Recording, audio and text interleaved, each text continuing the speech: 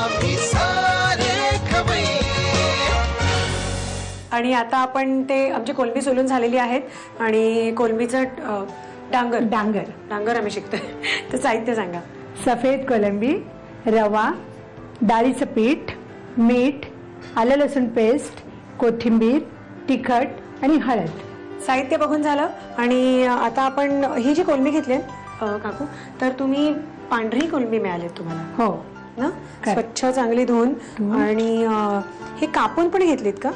नाही, ते मोठी जर असेल ना तर त्याचे तुकडे करून घ्यावे लागतात 2-3, नाहीतर मग ते मिळून येत नाही. पण मग मला सांगा की कोलंबीच्या ऐवजी आपण जर ती छोटी तिसऱ्या चालतं, कालवं चालतं. नाही, करंदी असते ती चालते. करंदी चालेल, पण करंदीला अशी एवढी चव नाही जेवढी तुला कोलंबीला चव आहे. अच्छा, ओके ओके. चव महत्वाची, चव महत्वाची. काय देऊ? चला आता कोलंबी पहिली घाल. काकूना काय माहितीये ना, शीतलादेवी मार्केट जे आहे म्हणजे फिश मार्केट प्रसिद्ध. आणि लास्ट 30 वर्ष माझ्या 2च कोळणी आहेत, दुसऱ्या कोणाकडे मी घेत नाही. त्यामुळे जायचं आणि दे म्हणून सांगितलं की माझ्यासाठी तयार. पण तसंच असायला पाहिजे ना की म्हणजे प्रत्येकाच्याच कोळणी ठरलेल्या असतात मार्केटमध्ये गेल्यावर. म्हणजे मग घासाघीस अति नाही करायला लागत आणि खात्रीचा माल मिळतो. बरोबर, तेच मी सांगितलं ना. मी इव्हन कोणाला जर पाठवलं आणि काकीला कोलंबी पाहिजे सांगितलं तर त्या घरी पाठवतात आणि 100% गॅरंटेड त्याला काहीच ही नसणार म्हणून. आणि ते आता मला तिखट घाल, 1 चमचा घाल. नाही, कारण नॉनव्हेज मध्ये, पर्टिक्युलरली नॉनव्हेज मध्ये जेव्हा तुम्ही पदार्थ कराल तेव्हा तो खात्रीचाच पाहिजे. ते ताजं हवं, नाहीतर आपलं साहजिक तब्येत बिघडण्याची शक्यता असते. हळद, तिखट आणि आलं लसूणची पेस्ट. ते आता काय देऊ? मीठ.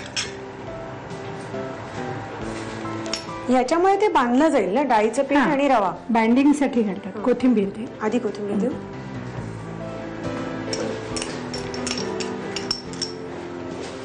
आणि आता डाळीचं पीठ.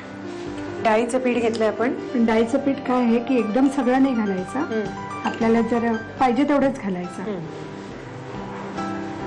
रवा राहिला ना? नाही, रवा ह्याच्यासाठी घोळवायला. आता मिक्स करू. आता मी मिक्स करते. आणि मग याचे गोळे करून तळायचे. तो रवा लावायचा. ओके. सगळ्यात सोपा आणि लगेच होतं. म्हणजे मला असं वाटतं सारस्वतांमध्ये एक सोलकडी सोडली ना तर म्हणजे त्याच्यातच मला असं वाटतं की फक्त मासे नसतील, बाकी प्रत्येक कॅटेगरी ही माशाचीच असणार आहे. थोडे हे घालायचं पीठ. ठीक आहे. आम्ही हे नीट बांधून घेतो आणि त्याच्यानंतर त्याचे गोळे पण करून घेतो, म्हणजे मग ते आपल्याला तळता येते. त्याला जरा हात लावायचा पाण्याचा, म्हणजे मग त्याच्यामध्ये तुला चिकटत नाही हाताला. ओके, ठीक आहे. असे गोळे. आणि मग असे मग थोपाय. रव्यामध्ये हे करून हातावर थोपून फ्राय करायचे. ठीक आहे, ठीक आहे. त्याची तयारी करूया. आपले जे आपण मिश्रण तयार केलेलं आहे तसं त्याचे असे गोळे करून घेतलेत. आणि आता हे काय करायचं तुम्हाला? हे गोळे त्या रव्यामध्ये बुडवायचे. आणि ओके, यातलं घ्या एक, मी रव्याचं धरते. हे करताना एकच लक्षात ठेवायचं की आपली 4 बोटं आहेत ना, याच्यावर ते करायचे. Okay okay. म्हणजे अजून बांधलं जाईल. म्हणजे बांधलं जातात. तुझं मध्ये ठेवलं तर बांधलं जात नाही. ओके. आणि असं बोटावर करायचं. अशा पद्धतीनं शॅलो फ्राय करायचं. कारण कोलंबी बेसिकली आहेत ना ती लगेच शिजतात, त्याला काय अति वेळ लागत नाही शिजायला. बरोबर. कोलंबी पटकन शिजतात, तर त्यामुळे ती शॅलो फ्राय केलं तरी चालेल.